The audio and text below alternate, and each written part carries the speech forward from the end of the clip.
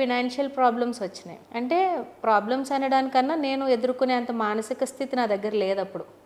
నేను ఆ ఛాలెంజ్ని ఫ్రీగా యాక్సెప్ట్ చేసే స్థితిలో లేను. ఇంతలో పెళ్ళి అనేది ఒక సీన్ ఎంటర్ అయింది, సబ్జెక్ట్ ఎంటర్ అయింది. తర్వాత మా హస్బెండ్ వాళ్ళది చాలా వెల్ ఆఫ్ ఫ్యామిలీ మేడం. అంటే లవ్ మ్యారేజ్ అనేది కాదండి. కాదా? కాకపోతే వాళ్ళ ఫ్యామిలీలో ఎవరు చదువుకోలేదు.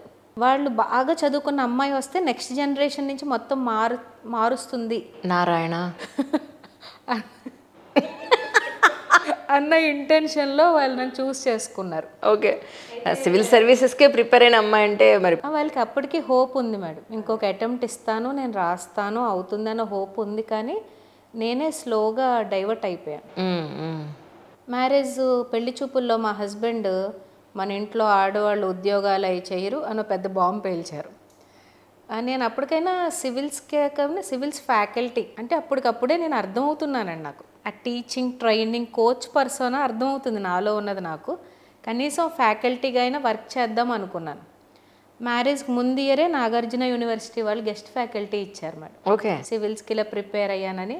అయితే ఆ ప్రొఫెసర్ నా అవన్నీ చూసి ఇలా సివిల్స్ ప్రిపేర్ అయిన వాళ్ళైతే యూనివర్సిటీ పబ్లిక్ అడ్మినిస్ట్రేషన్ బాగా హ్యాండిల్ చేస్తారని ఆ గెస్ట్ ఫ్యాకల్టీ రోల్ నాకు ఇస్తే అక్కడే ఎంఫిల్ పిహెచ్డికి అప్లై చేసేసాను. ఎలాగో రోజు వెళ్ళాలి, వాళ్ళకి ఏదో ఒకటి చెప్పాలి. ఆశ్చర్యం ఏంటంటే నాకన్నా ఒక సంవత్సరం పెద్దోళ్ళు వాళ్ళంతా.